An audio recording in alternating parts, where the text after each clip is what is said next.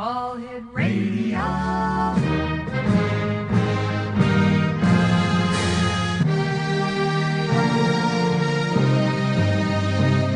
Welcome to the X Zone, a place where fact is fiction and fiction is reality. Now, here's your host, Rob McConnell.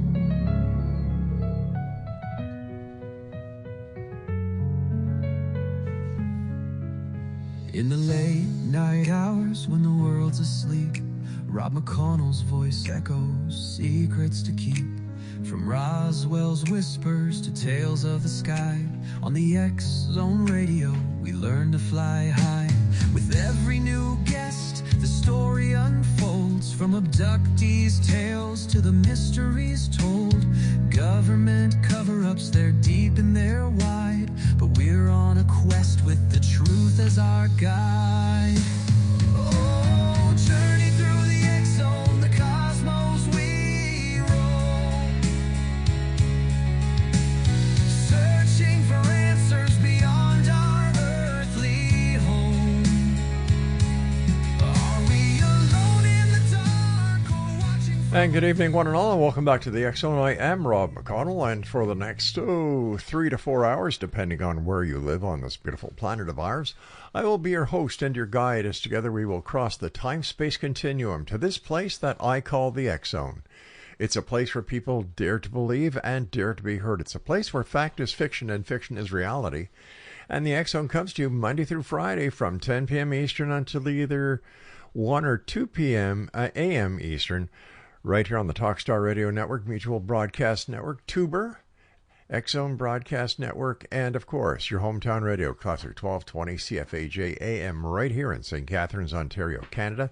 And they stream us on classic1220.ca.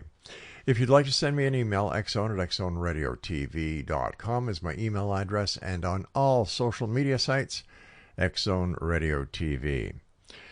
X Zone Nation, my guest this hour is PHILLIP Humphries. He is a voice actor, he is voice talent, on-air personality, comedian, news contributor, and retired member of the Central Intelligence Agency.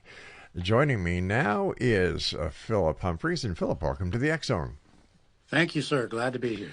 Tell us a little bit about yourself. You've got quite a career spanning from media to the CIA. How did you go from CIA to media, or was it media to CIA?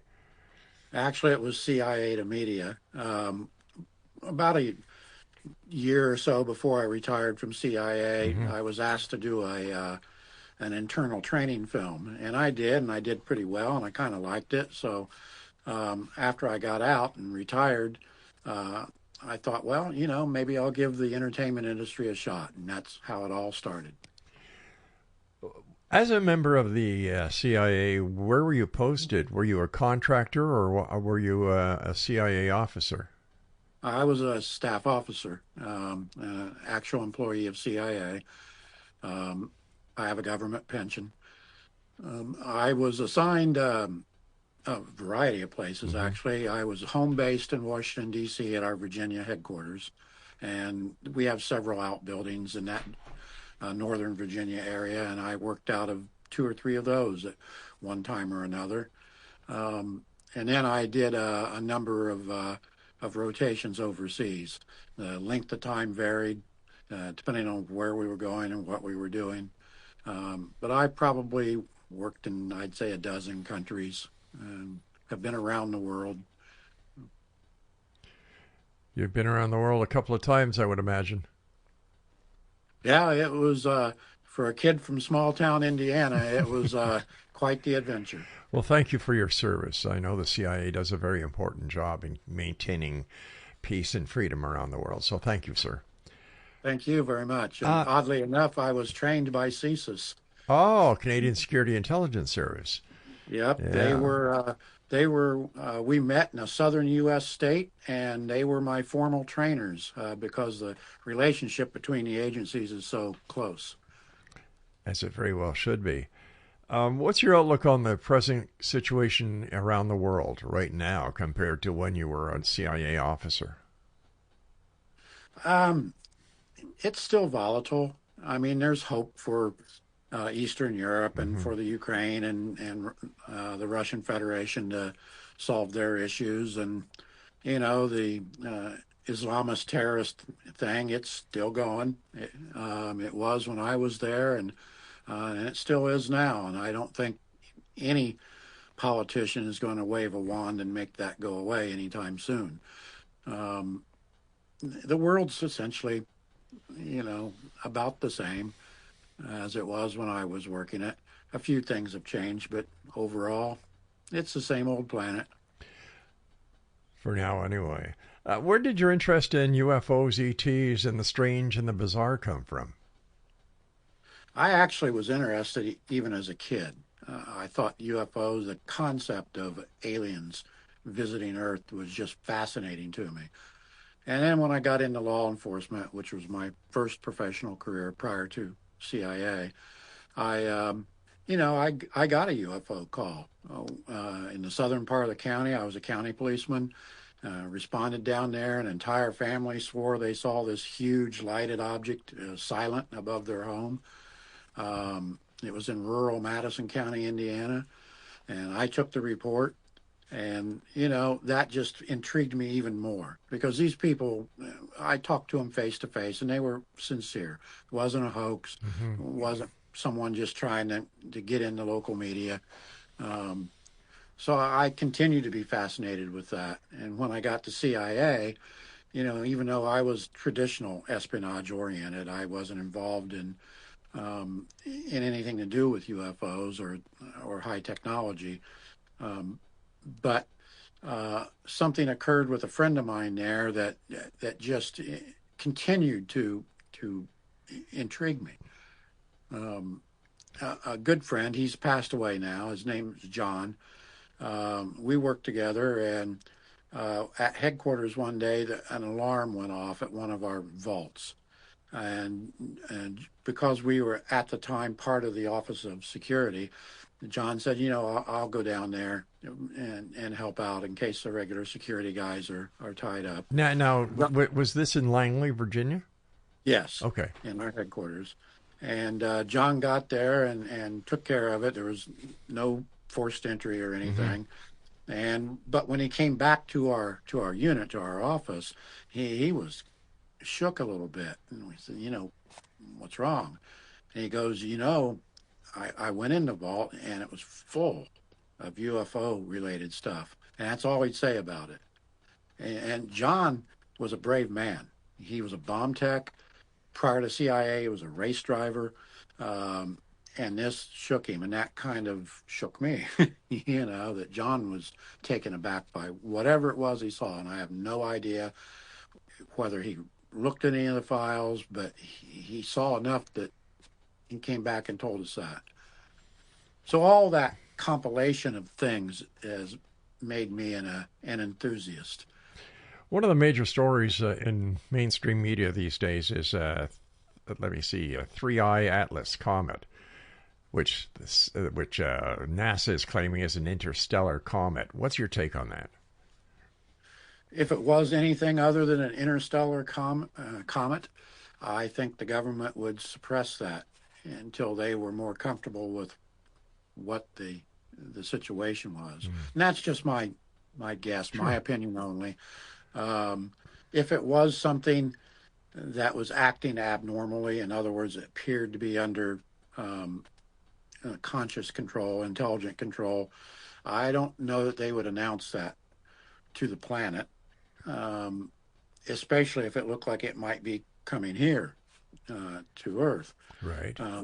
Having worked for the government, I know how the government thinks, and they're extremely reticent to give out information, even though, in my humble personal opinion, as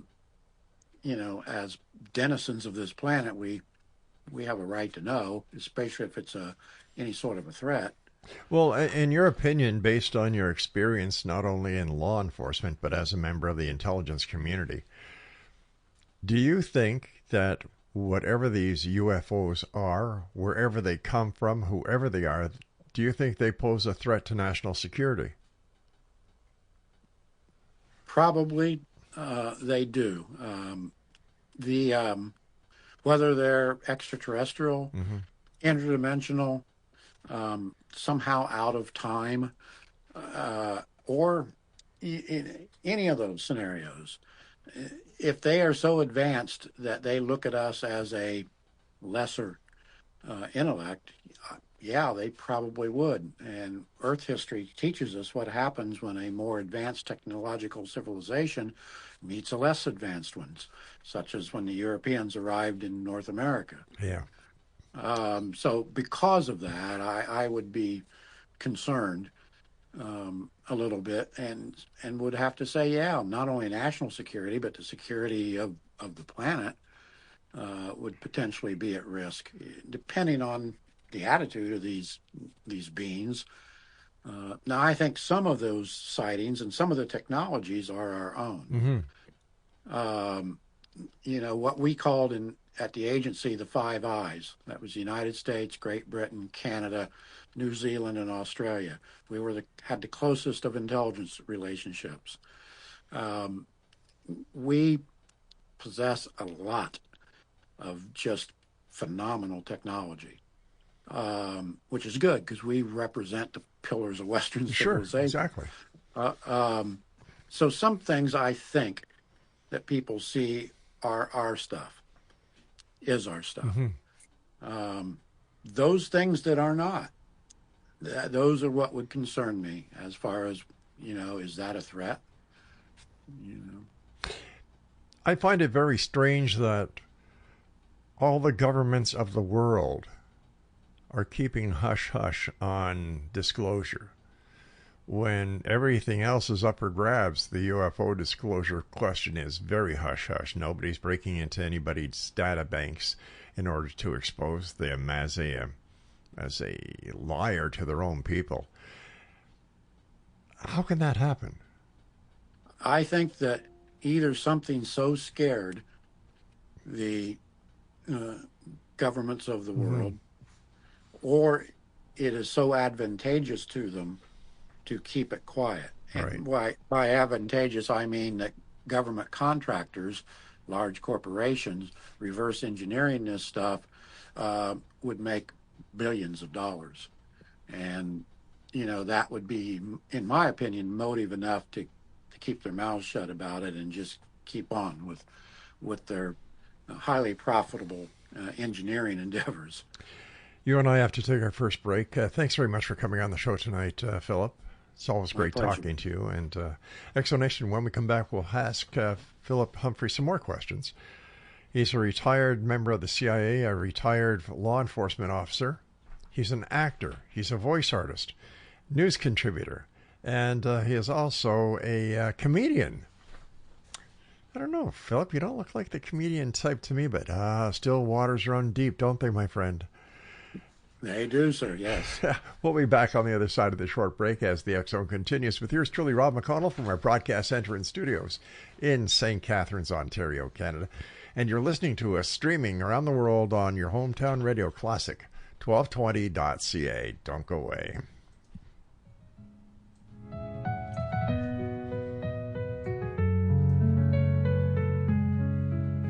In the late night hours when the world's asleep, Rob McConnell's voice echoes secrets to keep. From Roswell's whispers to tales of the sky, on the X Zone radio we learn to fly high. With every new guest, the story.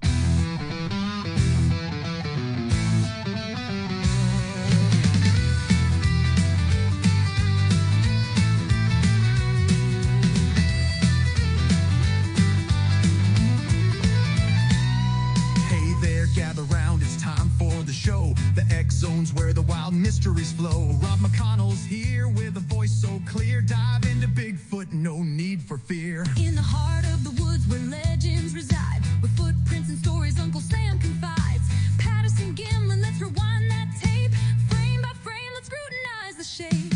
Expert guests and researchers on the line, with skeptics chiming in, forming quite the design. Whether sightings are true or just a wild tale, we're exploring every clue, let the mystery prevail.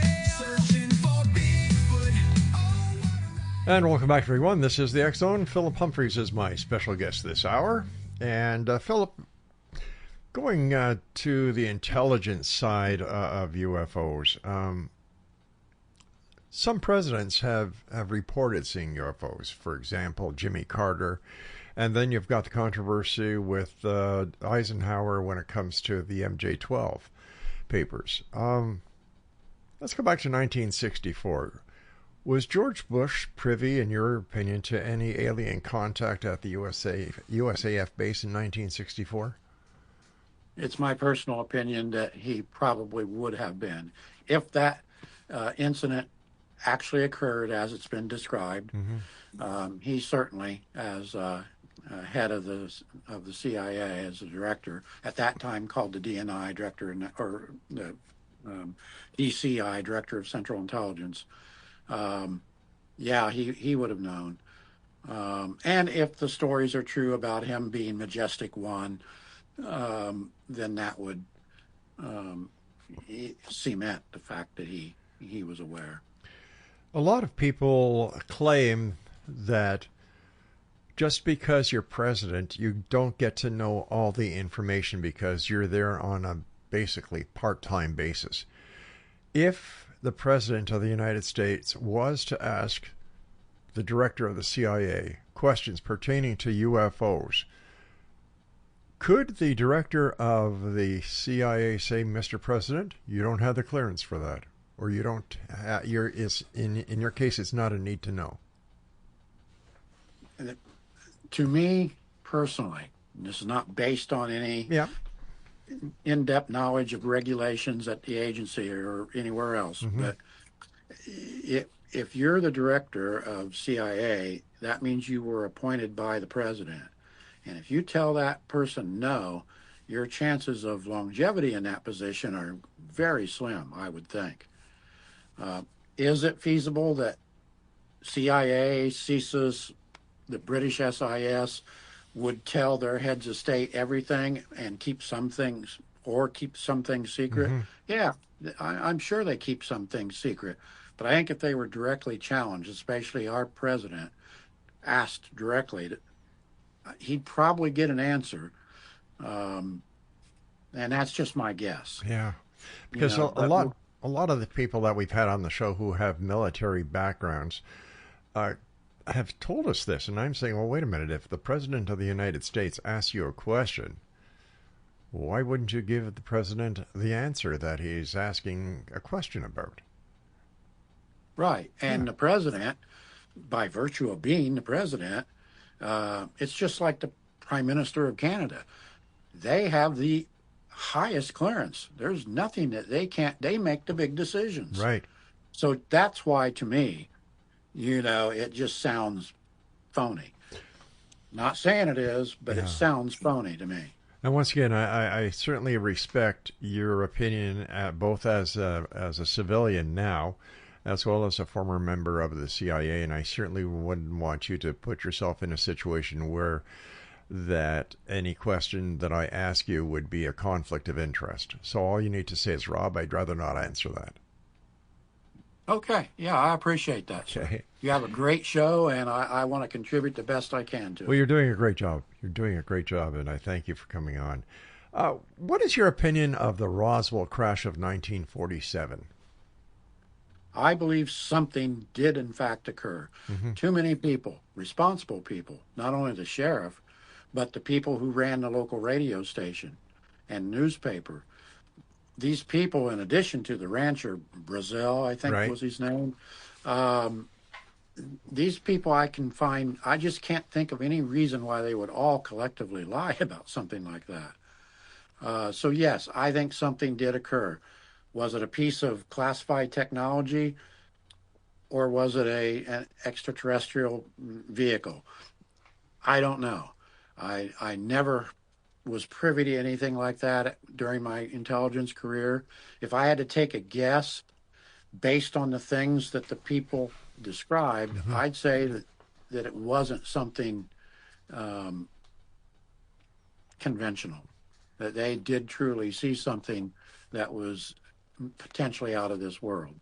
Something that's always bothered me about the entire Roswell case is that when the base intelligence officer went to the debris field, he took some of the debris back with him, but he didn't go straight to the base.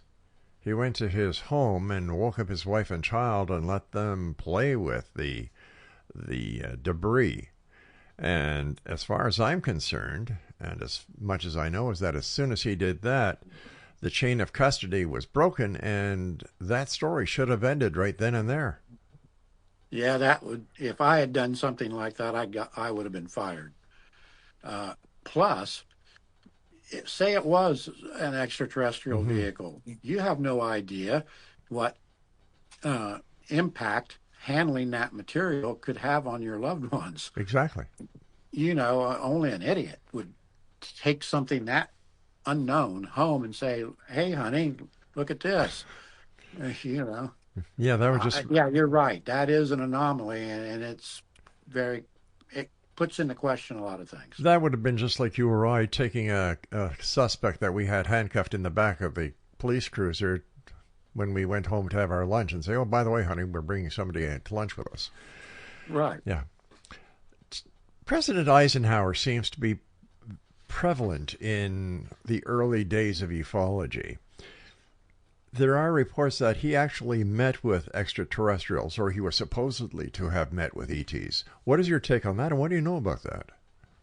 I've read the accounts that his granddaughter, I believe, or great-granddaughter, has put out there, indicating that he did meet with an extraterrestrial emissary at a military base, Air Force base, and I have no idea whether that is true. I don't know how you would keep something like that secret if it occurred. I don't know. That brings up another question I have for you. Whistleblowers, when they take an oath, I'm sure like when you took your oath as a member of the CIA, that oath doesn't allow you to divulge anything that you're not supposed to. As a member of the CIA, if in fact you did divulge information, that would put you in a lot of problems and a lot of trouble, wouldn't it? Yes, sir, it would. Okay. The oath doesn't say, I swear to support the Constitution except when it doesn't suit Phil. It's pretty binding, and the Office of Security there, the Counterintelligence Center, would be all over you if you divulged something that was classified, and losing your job would be the least of things they can do, because under the system that exists there, they can refer you to the FBI, which jointly staffs our Counterintelligence Center at CIA headquarters, and they can refer you to the U.S. Attorney, and they can indict you. You can end up going to the slammer, depending on the severity of what you breached. So my question to you then, sir, is when they have these congressional hearings and somebody like David Grush goes up there, and he, as a former member of the military, is classified now as a whistleblower, how can he divulge information that he took an oath to protect? And why should he get any preferential treatment as a whistleblower? I don't understand how this works.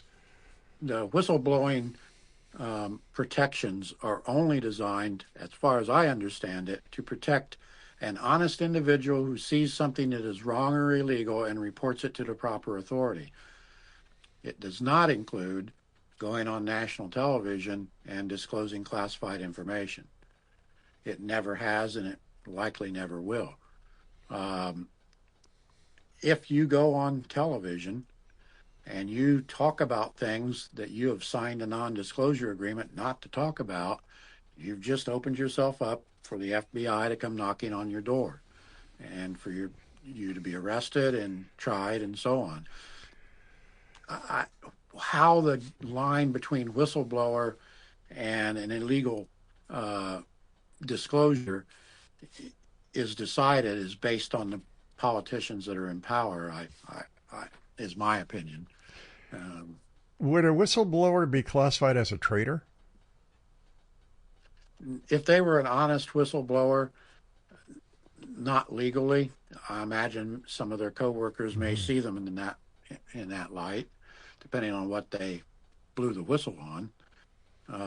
I know in my unit, the last thing you wanted to do was to snitch on your colleagues. Sure.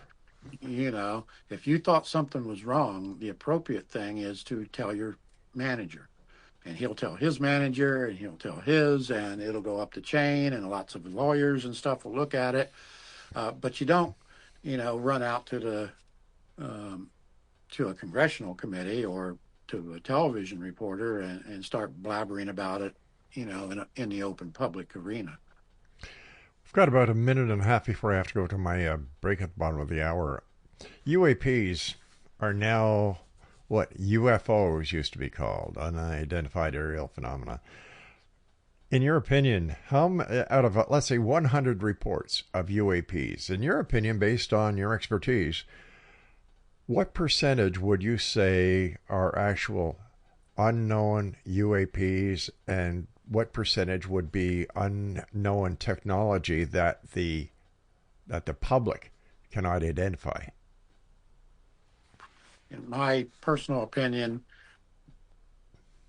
1 or 2% maybe are something that's not, conventional. That's not just a misidentification. And out of that 1 or 2%, another small percentage would be something that might be from, outside Earth or super advanced government technology. You and I have to take our break. Please stand by. PHILLIP Humphries is our guest, X-Zone Nation. And Philip and I will return on the other side of this break, talking more about the strange, the weird, the bizarre. And I'm not talking about women I've known in the past. I'm talking about the weird, the strange, the bizarre. Wait a minute. That's the same thing. What was her name? No, can't remember it now. Philip, thanks for being with us. And we'll be back as the X-Zone continues with yours truly, Rob McConnell, from our broadcast center and studios in St. Catharines, Ontario, Canada. Whatever you do, don't go away. We'll be right back.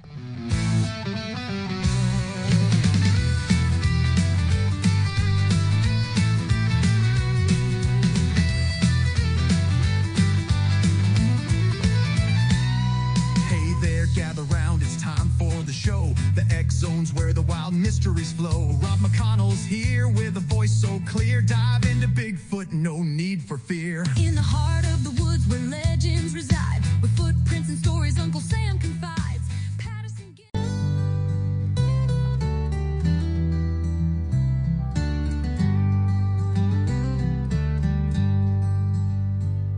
From Newfoundland shores to the peaks so grand, we walk together united in this land. Every culture, every heart, a story to unfold. In this living tapestry, our pride is bold. With the wheat fields waving under skies so wide, we carry within us the Canadian pride. It's more than a passport, it's a bond, it's a song. To be Canadian, where we all belong. Oh, proud to be Canadian. Our spirit. Philip Humphries is our special guest this hour, X-Zone Nation. He is a former retired officer with the Central Intelligence Agency. He is a former police officer in Indiana. And he is an actor, voice talent, on-air personality, comedian, news contributor. And how do you get time to do anything? You've got so many things on the go at any given time. It's not all that difficult. I'm not in all that high a demand. Not yet, anyway. Come on, you're still young. Not yet. I'm a new guy. Yeah. I used to do the stand-up comedy in Milwaukee. I did about 5 shows, went through a couple training courses, and that took up some time developing the sets and then, of course, going to the appearances. But I've taken a step away from that to focus on the acting. And with today's technology, my agent sends me something, let's say it's a commercial. They give you the script. Here's what we want you to do. I go into this little studio I've got set up, and I film myself saying the lines they want. It goes to my agent. My agent gives it to the client, and if they're interested, they contact you. So it's a lot quicker than it used to be. I don't have to travel out to a studio, and do a live audition. Coming into the last segment, I was playing a Bigfoot promo song that we did. What's your take on Bigfoot and cryptids? My only issue with that, I'm not saying that everyone that reports seeing something's a nut, but my only issue on that is, why is there zero evidence? Spoken like a true cop. There's just nothing. And I find that extraordinarily difficult to buy. Yeah, so do I. People ask me why I keep doing this show. They say, Rob, you sound like a skeptic. It's not that I'm a skeptic. I want to believe, but in order for me to believe, I need to see evidence. Where's the cadaver? Or as that lady in the old Wendy's commercial would say, where's the beef? Right, precisely. Yeah. And there's just nothing ever presented other than some fuzzy photographs that could be faked. Mm-hmm. So it's the same kind of with the UFOs. How come every photograph of them are fuzzy and at a distance? We have. I don't want to not believe, because I'm intrigued by the subjects of cryptids and Bigfoot and UFOs and all that. But being the former cop, I need the evidence. Yeah. You can't just say, I saw it, and, Speaking about the photographs, an interesting survey has shown that since the advent of higher technology, like, for example, in our cell phones now, we've got great cameras, UFO photos have decreased. Makes sense to me, because you can't fake them anymore as easily as before. Nowadays, if you have a smartphone, something's above your head, you can take a nice picture of it and blow that picture up, because I've got Zoom on my phone, as does everyone. Yeah. Plus, you don't see that. Plus, there is software out there that's available that will compress the pixels so that even if it does appear pixelated at your furthest zoom out point, you run it through this software and it just compresses the pixel to give you a beautiful, clear picture. Right. And yet we still don't have any of Bigfoot or flying saucers, UAPs, whatever you want to call them. And that's the cop in me, as you said. Without that evidence, I just can't roll with that one. Yeah, neither can I. It's just like alien abductions. People tell these stories about being abducted by aliens, and then they tie in sleep paralysis. And there's so much that goes into a case of alien abduction that you see, how the hell is this happening? I've heard stories. I've had people on the show who tell me that they've been abducted from their beds. They're brought to a UFO through the ceiling, being escorted by little gray aliens. They go on board the mothership, and they're even allowed sometimes to get behind the controls, and everything is controlled by the mind. And then I ask a very simple question. Well, did you think of bringing some proof back with you?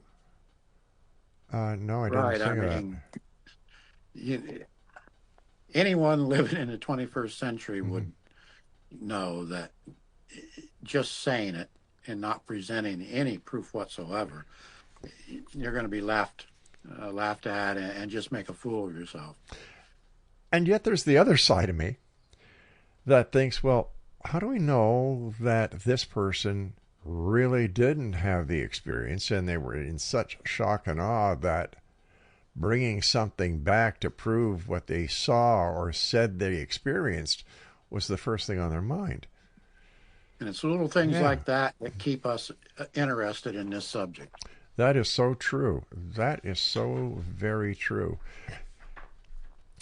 I had Captain Robert Salas on the show a number of years ago, who was one of the launch officer at the Malmstrom Air Force Base in where is Malmstrom Air Force Base anyway? It's Montana, Wyoming. Yeah, somewhere up there. Yeah. And he was saying, and he sticks to the story, that UFOs actually hovered over the silos and disabled a bunch of nukes. And I say, okay, that's really strange, especially since it didn't happen at any other missile silo area. Number one. Number two, if it did happen, why are you telling us? And number three, is it possible that what happened was actually an EMF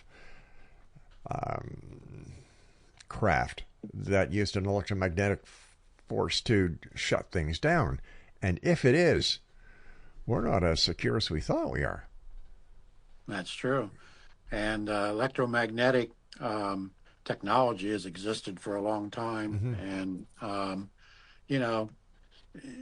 could it have been the government testing against itself? Yeah, but to do that at a nuclear weapon site, that boggles my mind.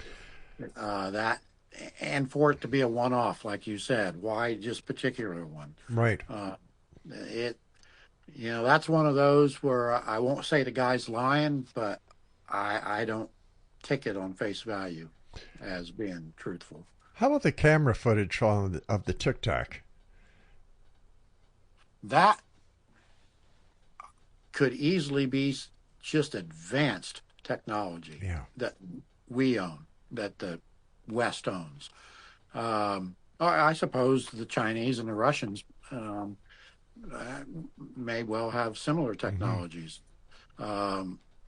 That's my guess. I don't know. But if I were to hazard a guess, I'd say that's highly advanced classified technology. I could be wrong, but that would be my guess. I agree with you. I really do. My question is if you have these interceptors, these fighters that are playing war games, for lack of better words, why weren't these interceptors armed? Why would you send craft out to intercept a bogey when they're unarmed? You wouldn't. Yeah. In my opinion. Logic would dictate that you would not do that. It would be asinine. Unless there were those in the higher command who knew exactly what this was, and the last thing they needed was somebody shooting down one of their top secret technologies. Yep, that would be an explanation, and I would buy that explanation. Where do you think artificial intelligence is going to come into place when we talk about investigating the world of the paranormal? I'm not a fan of AI. I think it poses a threat to humankind if it's allowed to get to the advanced point where it is so much more intelligent than we are that it could literally have its way. Right. And I think that writers that use AI to write their material are cheating. I think that actors that use AI to assist, I think it's not art form anymore. It's just technology. So, I agreed with the SAG-AFTRA, the acting union's efforts to keep AI tamped down a little bit. I think it has its uses, and I understand that the West has to have at least as good an AI as our potential strategic opponents. So I'm not saying we shouldn't develop it for that, but AI, it bugs me. It scares me a little bit. I'm not a big fan of it. It's going to put a lot of people out of work. And that's the other thing. Why in the world would you do something like that just because you can? I just don't agree with it. I can see where in manufacturing AI could be an asset. I know that when General Motors and other auto manufacturers started using robotics, that the quality of the product increased and the number of the workforce decreased, therefore increasing the profit line of the company. And I've got a very good friend of mine who used to work at GM until his job was taken over by robots. Yeah, money's typically the bottom line's typically the bottom line, and it is, and that is the truth. You and I have to take our final break, my friend. By gosh, this hour's going fast. Philip Humphries is our special guest, X-Zone Nation. And when we come back, I'm going to ask him if he could do a little bit of comedy for us. He put a big smile on his face. Yeah. Come on, this is my time. You're listening to the X-Zone Radio Show on your hometown radio classic, 1220.ca, and watching us on the X-Zone Broadcast Network, X-Zone TV channel on Tuber, and in Canada on Rogers, Shaw, and Videotron. And we're being broadcast and seen right at this very moment in 170 different countries. I'm Rob McConnell. This is the X-Zone. We'll be back as we wrap up this hour from our broadcast center and studios in a little place on the shores of Lake Ontario called St. Catharines. We'll be back. Don't go away.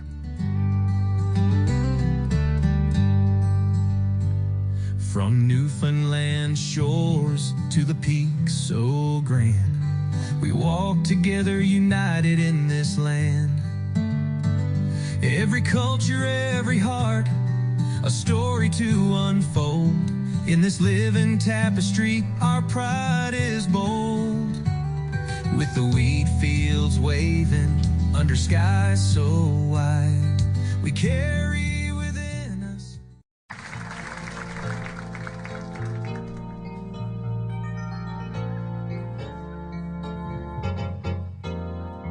Well, I just got back from Roswell, where the aliens have been. And if you ask the feds the cause, well, they'll only lie again. Now I'm hunted by the gumshoes, and I'm wanted by the cops, 'cause they think that I might be the guy making circles in the crops. And I know that there's a conspiracy from the voices in my head. Elvis lives, that's clear to me. It's McCartney who is dead. And if the Mars men should come again and take me, I will go. I will take a trip on their rocket ship. God bless the UFO.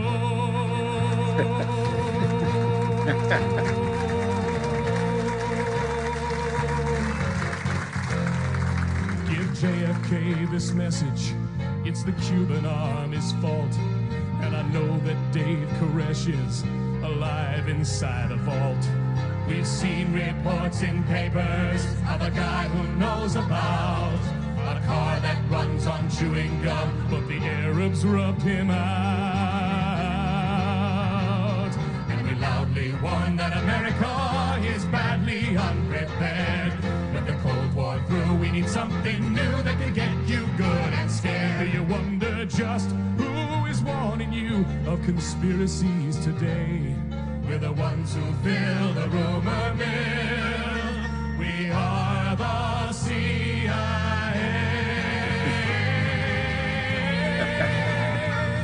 There you go, Philip. That was just for you, my friend. X-Zone Nation. Thank you, sir. Philip Humphrey is our special guest.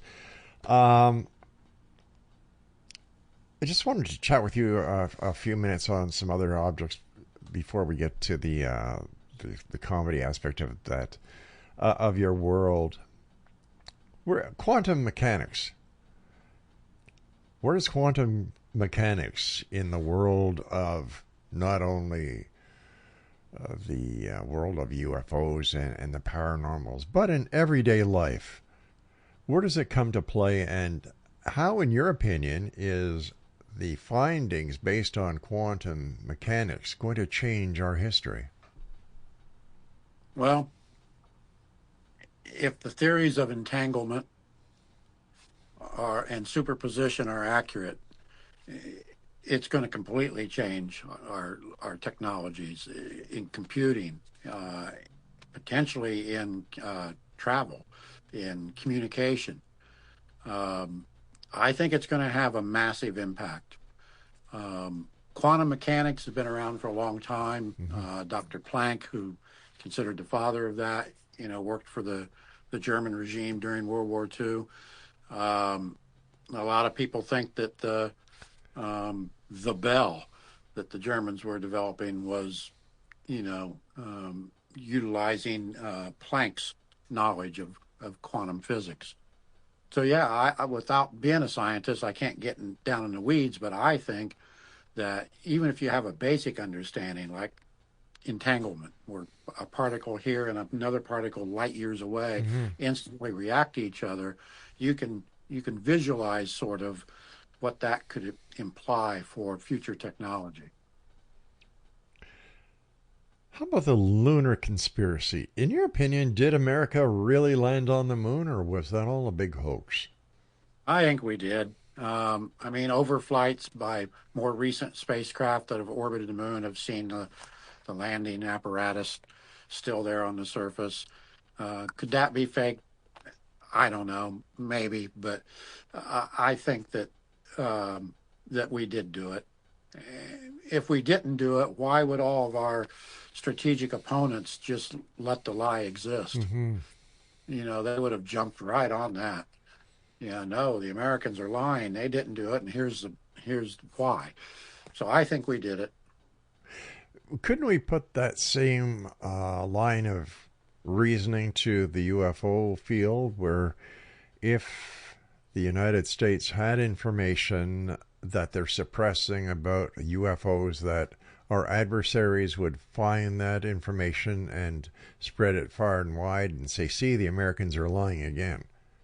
It could, yes, that's possible, unless they're also benefiting from their own research programs that's enhancing their capabilities. But yeah, some of the stuff that comes out, whether it's Bigfoot or flying saucers landing on people's lawns and abducting them and whatever, is, in my opinion, just crap. But, you know how it is being a street cop. Yeah. You run across all kinds of stuff and all kinds of stories, and you start to become, pretty hardened as a cynic. I have to actually work on not being too cynical. But yeah, it's feasible. Anything's feasible, but you got to look at it and go, is it likely? Right. Do you know anything about Project MKUltra? I've heard of it, about the use of LSD and mind control stuff. Wasn't my area. My area was really traditional espionage. My job was to provide access to denied areas. Pure and simple. We want to get something out of a particular structure or a particular space. My job was to get us in and get us out surreptitiously. And that's where the Canadians came in. The RCMP and the CSIS were the ones who taught me how to do that and not get caught. The MKUltra stuff had it, if it is in fact totally accurate, would have not involved me or any of the people I worked around. If somebody came to you and said, Philip, I heard your interview on the X Zone. I want to join the CIA. What would you tell them? They can go online and www.cia.gov, and they put their recruitment information right out there. And it tells you what jobs are open and what you need to do to make an initial application.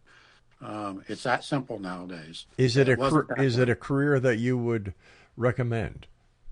If they want to live a Hollywood movie, in some instances, yeah, it's very interesting. It's just like law enforcement. It has its ups, it has its downs, and like any organization, not everyone working there is a nice person. You've got your bozos there, just like you do in law enforcement or any other profession. But all in all, it's a great adventure. Yeah, we used to call the real name for a bozo, as far as we were concerned, was a corporal, because he was just a little smarter than a constable, but not smart enough to be a sergeant. Right. Tell us a little bit about your comedy career, because I've got less than 5 minutes now. All right. Well, all of it, meaning my 5 shows that I've done total, were in bars that had comedy clubs. So the 99.9% of the material I did is not suitable for over the air. But one of the sets I started out with this, and it is clean, and so it can go on your show. A neighbor told me the other day that the president's program saying that we are lacking in America in education is absolutely true. And I said, "Oh, really? Well, why would you say that?" He goes, "Well, the other day my teenage son was heading out the door to go to school, and I stopped him. I gave him a $5 bill. I said, 'Here, this is for your lunch,' and the kid ate it. So I'm pretty sure that maybe the president's got a point there." My favorite bar joke is 2 guys sitting at a bar. One guy says to the other guy, he says, "I'm really lucky." And the guy sitting across from him says, "Well, why is that?" He says, "Well, you know what? My mother-in-law's a real angel." The other guy put down his drink and he says, "You sure are. Mine's still alive." All right. What's the difference between an Irish wedding and an Irish wake? The amount of beer. One less drunk. I knew it had to be something with that. Yeah. Before we go, has what you've seen after your career in the CIA, have you found it to help you when you're looking into the paranormal, the strange, the weird, the bizarre? Yes, because it gave me additional critical thinking skills on top of what I'd already developed as a street cop. My entire police career was as a street cop. Sergeant was the level that I got to, so I was still out on the streets. And CIA just enhanced some of the critical thinking skills I developed there. So yeah, it definitely helps me. When you were growing up in your younger years, did you ever imagine that you would have accomplished what you have accomplished at this point in your life? No. I grew up in a little town of 5,000 or so in north central Indiana. And I was, like most kids, a television enthusiast, and I wanted to be like, John Wayne and Jimmy Stewart and all the people you saw on there. Yeah. And live a life of adventure. But I didn't envision the specifics of what that might be. So no, I had no clue what I was going to be doing. Over the years, as a police officer, as an officer within the CIA, voice artist, media person, comedian, what has been the highlight, the top highlight of your life so far? My CIA career, probably because it exposed me to the world.